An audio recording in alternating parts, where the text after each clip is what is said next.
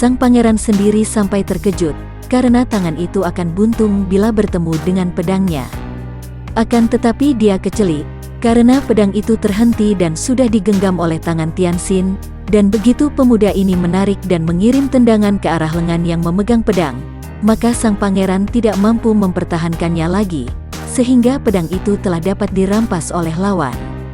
Selagi pangeran itu terkejut dan terheran-heran, menjadi bengong sebab selama hidupnya belum pernah dia menghadapi kelihayan seperti itu, Tianxin sudah berseru, "Sekarang terimalah hukumanmu." Pedangnya menyambar seperti kilat. Pedangnya bertemu dengan tongkat yang dipegang oleh Weisio itu.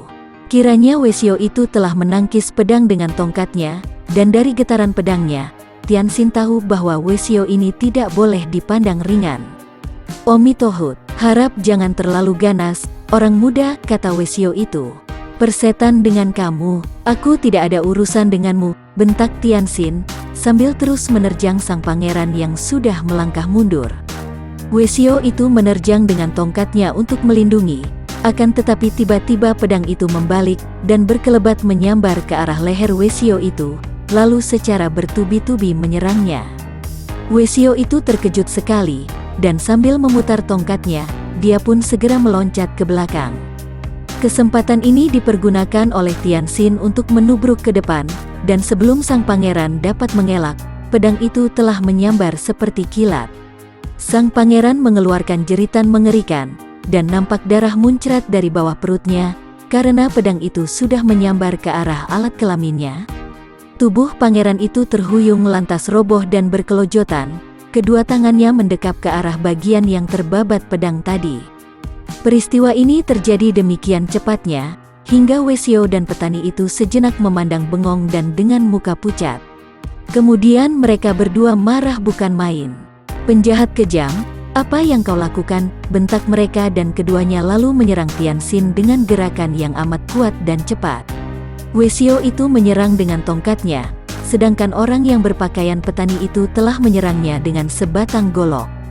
Gerakan si petani ini tak kalah tangkas dan kuatnya dibandingkan dengan Weisio itu. Melihat gerakan mereka, Tianxin terkejut juga, karena dia mengenal gerakan dari ilmu silat partai Xiao Limpai. Dia mengelak ke kanan kiri dan tongkat bersama golok itu telah menjadi gulungan sinar yang terus mengejarnya. Tianxin tahu bahwa lawannya tangguh, dan bahwa dia harus bertindak cepat kalau tidak mau keburu datang pasukan pengawal. Dari luar telah terdengar ribut-ribut, maka dia pun cepat mainkan Tai Ke Sin Kun, kedua kakinya bergerak dengan langkah-langkah yang hebat, hingga tangannya tahu-tahu telah berhasil mendorong kedua orang lawan itu sampai mereka terhuyung ke belakang. Dua orang itu terkejut bukan main, karena mereka juga mengenal Tai Ke Sin Kun, akan tetapi mereka tidak mengenal tenaga serangan yang amat dahsyat tadi. Kau pendekar sadis," teriak orang yang berpakaian petani. "Omi Tohut, yang ini tidak patut dinamakan pendekar, melainkan penjahat sadis," kata si pendeta. "Aku tidak mempunyai urusan dengan kalian," kata Tianxin, dan cepat dia menyambar tubuh Kim Lan yang berdiri di sudut dengan wajah khawatir, lalu hendak berlari keluar. "Penjahat kejam, jangan lari," bentak si petani, dan dengan cepat dia pun sudah meloncat lantas menerjang Tianxin sambil menggerakkan goloknya. Golok itu terlempar, lantas si petani itu jatuh terpelanting, ketika Tianxin menyambutnya dengan pukulan Pek In Chiang. Melihat pukulan yang mengeluarkan uap putih itu, si Weisio yang tadinya juga ikut mengejar, menjadi terkejut dan cepat dia menolong temannya yang roboh pingsan, memeriksanya, dan baru merasa lega ketika melihat bahwa temannya itu tidak tewas, melainkan terguncang hebat oleh pukulan itu sehingga menjadi pingsan. Weisio ini juga mengenal pukulan Pek In Chiang, semacam pukulan sakti yang kabarnya hanya dimiliki oleh pendekar Yap Kun Liong, yakni seorang Lo Qianwei yang bertapa di Bewi Hoasan, dan yang kabarnya sudah tidak mencampuri lagi urusan dunia. Para pengawal berserabutan masuk, akan tetapi bayangan Tianxin dan Kim Lan sudah tidak nampak lagi. Mereka segera menolong pangeran itu, akan tetapi terlambat karena pangeran itu telah tewas dengan anggota kelaminnya terbabat buntung. Dengan hati penuh duka, Weisio serta petani itu membantu keluarga pangeran itu untuk berkabung, dan kematian Pangeran Toan ini benar-benar mengejutkan semua orang, dan bahkan sempat menggegerkan dunia Kang-ou, terutama para tokoh persilatan di sekitar kota raja. Pangeran ini dikenal sebagai seorang yang sangat akrab dengan banyak tokoh Kang-ou, terkenal sebagai seorang budiman dan dermawan. Memang dia terkenal pula sebagai seorang pria yang suka dengan wanita-wanita muda sehingga di samping istrinya, juga di istananya terdapat belasan orang selir yang masih muda-muda dan cantik-cantik. Akan tetapi hal ini bukan merupakan kejahatan. Apalagi di masa itu di mana seorang bangsawan atau hartawan sudah biasa memiliki banyak selir muda yang cantik. Pula, tak pernah terdengar pangeran ini menggunakan kekuasaannya untuk memaksa istri atau anak orang untuk menjadi selirnya. Oleh karena itu, pembunuhan terhadap dirinya sungguh mengejutkan dan menggegerkan, apalagi setelah para tokoh itu mendengar bahwa pembunuhnya adalah pendekar sadis, pendekar yang terkenal sebagai pembasmi kejam terhadap orang-orang jahat, dan bahwa pembunuhan itu dilakukan karena sang pendekar yang kejam itu menuduh pangeran itu telah berbuat kejahatan. Para tokoh besar dunia Kang-ou yang sudah mendengar akan sepak terjang pendekar sadis, yang sudah merasa amat marah dan menentang, tidak setuju dengan kekejaman-kekejaman itu, walaupun dilakukan terhadap penjahat-penjahat, kini menjadi makin marah dan menganggap bahwa pendekar sadis kini sudah menyeleweng dan menjadi penjahat sadis. Maka ramailah dipersoalkan orang siapa adanya pemuda yang disebut pendekar sadis itu. Pendekar sadis tidak pernah mengakui namanya, dan julukannya itu pun merupakan pemberian orang kepadanya, akibat sepak terjangnya yang sangat mengerikan. Datangnya bagaikan setan, tersenyum-senyum, tampan, ganteng, halus sikapnya, suka bersajak dan membaca ayat-ayat suci dari kitab-kitab suci, senang menyuling dan bernyanyi dengan suara merdu. Akan tetapi sekali tangannya bergerak, maka lawan akan terjatuh dan tewas dalam keadaan tersiksa dan amat mengerikan. Belum pernah para tokoh Kang-ou melihat kekejaman yang sehebat itu, dan mereka pun merasa muak lantas menentang keras. Perbuatan seperti yang dilakukan oleh pendekar sadis itu sungguh kejam, dan tidak patut dilakukan oleh orang yang mengaku pendekar. Hal ini bisa menodai dan mengotorkan nama pendekar-pendekar di dunia. Pendekar bukanlah orang yang kejam, walaupun pendekar selalu menentang kejahatan. Bahkan seorang pendekar harus menentang kekejaman, bersikap adil tanpa harus kejam, mengabdi kebenaran dan keadilan, membela yang lemah tertindas menentang yang kuat sewenang-wenang. Bahkan dua orang murid Xiao Limpai itu, yang malam itu menjadi tamu Pangeran Toan dan bahkan menjadi saksi dari kekejaman pendekar sadis, cepat-cepat pulang ke Xiao Limsi untuk melaporkan sepak terjang pendekar sadis itu kepada para pemimpin Xiao Limpai. Sementara itu, Tianxin juga merasa sangat menyesal, bahwa dia harus bentrok dengan dua orang yang melihat gerakannya dapat diduga tentu tokoh-tokoh dari Xiao Limpai itu. Akan tetapi dia tidak peduli.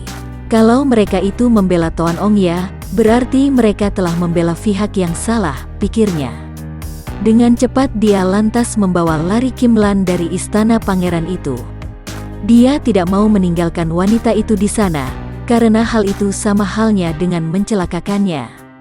Dengan cepat sekali dia sudah keluar dari kota raja, kemudian menuju ke kuil yang gelap dan sunyi itu.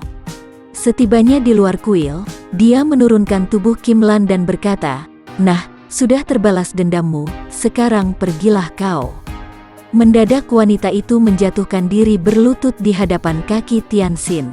"Tai Hiap, aku merasa berterima kasih sekali kepadamu, maka biarlah aku menyerahkan diriku kepada Tai Hiap untuk membalas budi Tai Hiap."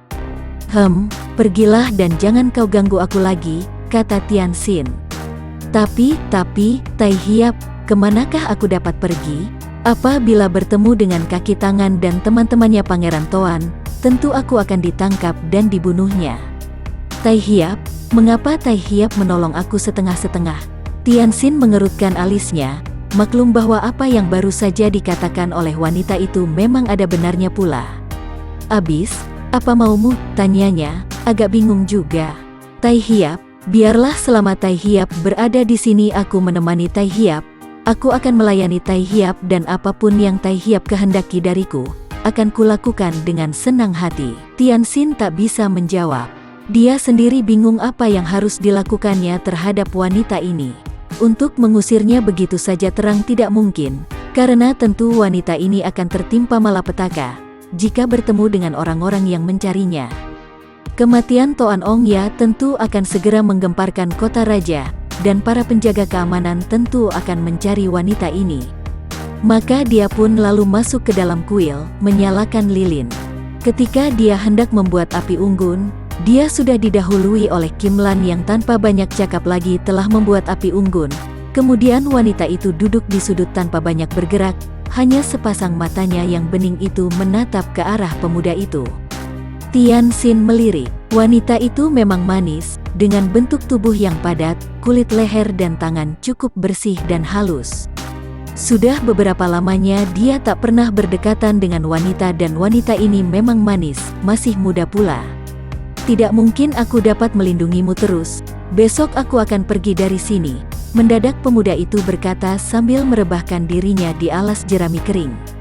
Kim Lan memandang dengan mata terbelalak, lalu bangkit dan cepat menghampiri, duduk di atas jerami dekat dengan Tian Xin. Engkau hendak pergi, Tai Hiap? Kemanakah? Lalu aku bagaimana? Sambil rebah itu Tian Xin memandang. Apa gunanya wanita ini? Dan tiba-tiba saja dia bertanya, Kim Lan, apakah yang harus kulakukan denganmu? Aku mempunyai banyak urusan penting, dan aku tidak mungkin dapat melindungimu terus. Aku telah membalaskan sakit hatimu.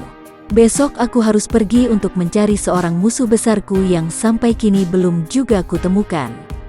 Aku terpaksa akan meninggalkanmu di sini. Mencari musuhmu, Tai Hiap, siapakah yang kau cari? Siapa tahu aku dapat membantumu menemukannya. Ucapan Kim Lan ini mendatangkan harapan di hati Tian Xin. Benarkah, yang sedang kucari itu adalah seorang yang bernama Tok Chiang Xianchin Chiu Hek Lem, seorang tokoh Zhenghua Pang yang kabarnya melarikan diri ke kota raja, akan tetapi sampai kini belum juga dapat kutemukan.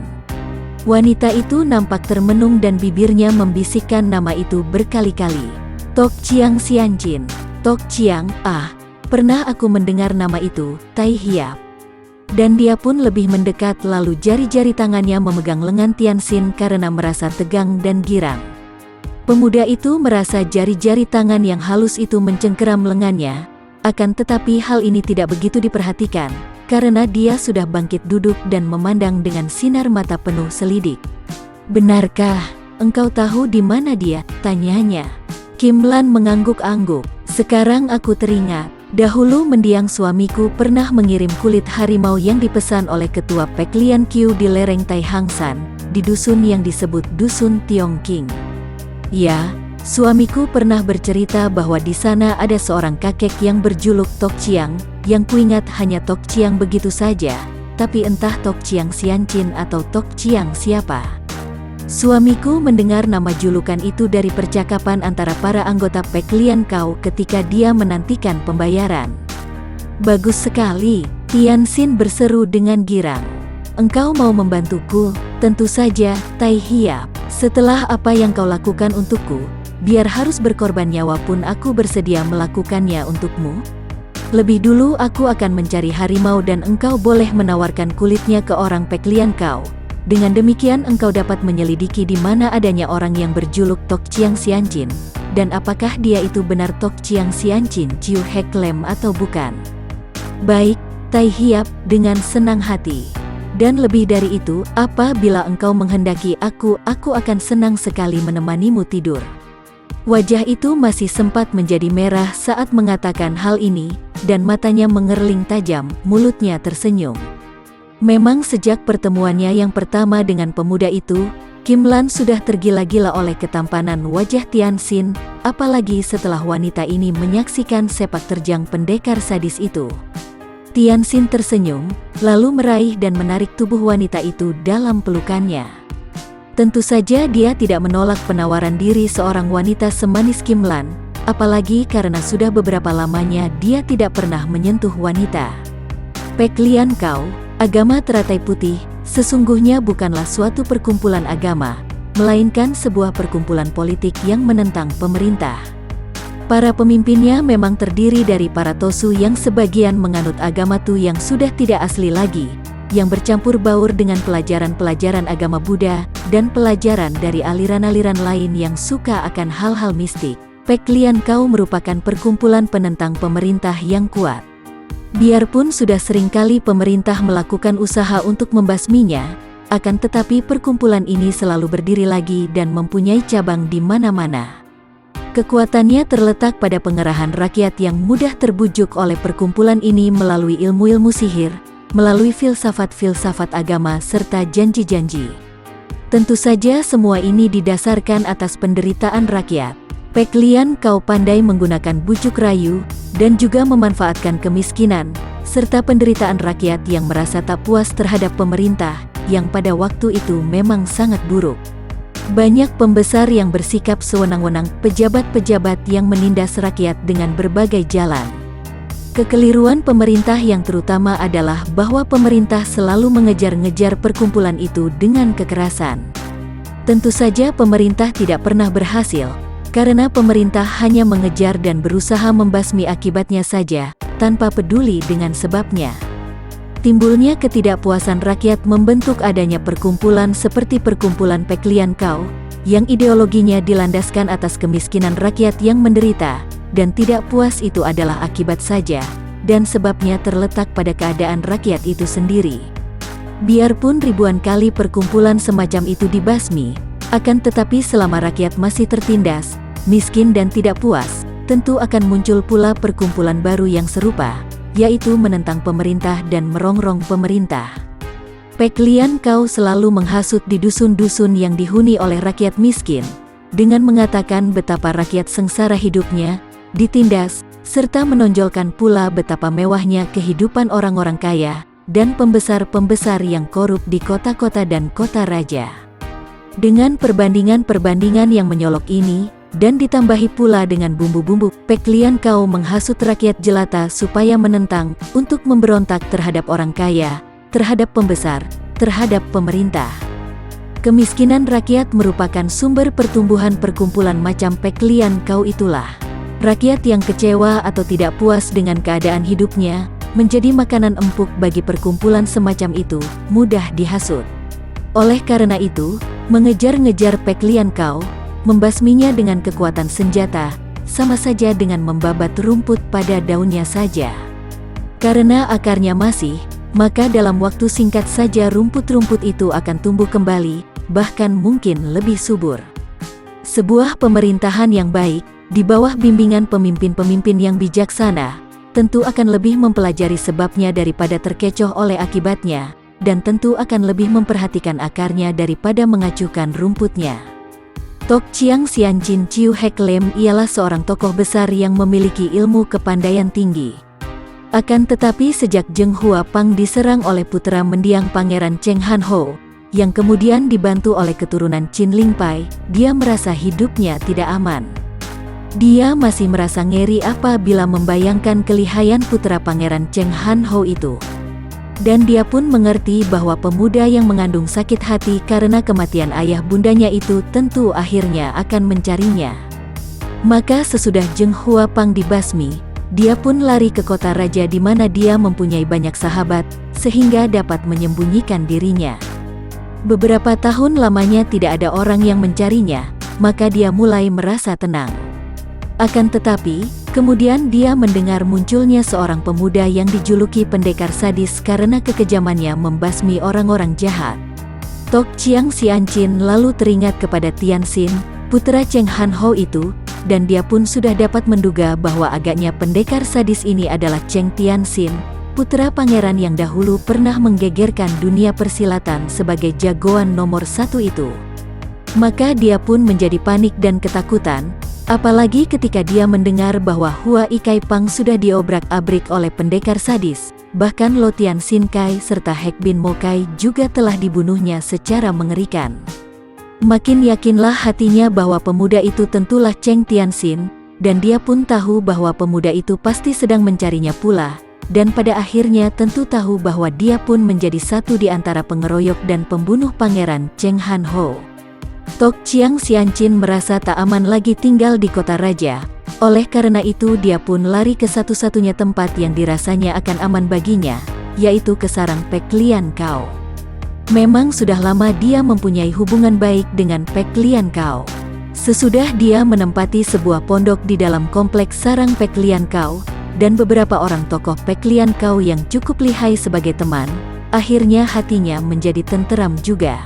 Bagaimanapun juga, putra sang pangeran Cheng Han Ho yang diduganya tentulah si pendekar sadis itu hanya seorang diri saja, maka dengan bantuan Pek Lian Kao, bukan saja dia akan mampu menandingi pendekar sadis, bahkan jika pemuda itu berani muncul, dia tentu akan berusaha supaya pendekar itu dikeroyok sehingga tewas seperti mendiang ayahnya. Sarang Pek Lian Kao yang berada di lereng pegunungan Tai Hang San dan tak jauh dari daerah kota raja itu memang merupakan tempat yang sangat baik bagi perkumpulan ini. Dan agaknya untuk tidak menarik perhatian pemerintah, maka perkumpulan itu tidak mau mendirikan sebuah benteng, tetapi mempergunakan sebuah dusun untuk menjadi sarang mereka. Mereka mendirikan banyak rumah di antara rumah-rumah penduduk dusun, dan ada pula yang mendirikan rumah-rumah di hutan-hutan tepi dusun itu. Akan tetapi di antara semua rumah ini terdapat hubungan rahasia, dan setiap waktu tempat itu terjaga oleh anak buah Pek Lian Kao yang bersembunyi di tempat-tempat rahasia. Para penduduk dusun Tiongking itu pun semuanya sudah dipengaruhi, sehingga biarpun mereka masih merupakan penduduk dusun biasa, namun sesungguhnya mereka itu telah menjadi anggota-anggota yang setia dari Pek Lian Kao yang menjanjikan perbaikan nasib bagi mereka, kalau kelak perjuangan Pek Lian Kao sudah berhasil. Pada suatu pagi, seorang wanita yang manis memasuki perkampungan Pek Lian Kao itu, dan karena dia membawa kulit harimau serta mengatakan bahwa wanita itu adalah istri mendiang Hok Ho Kui, setan penakluk harimau, yakni pemburu yang biasa menjual kulit harimau dan ular besar kepada para pimpinan Pek Lian Kao, maka ia diterima tanpa banyak kecurigaan.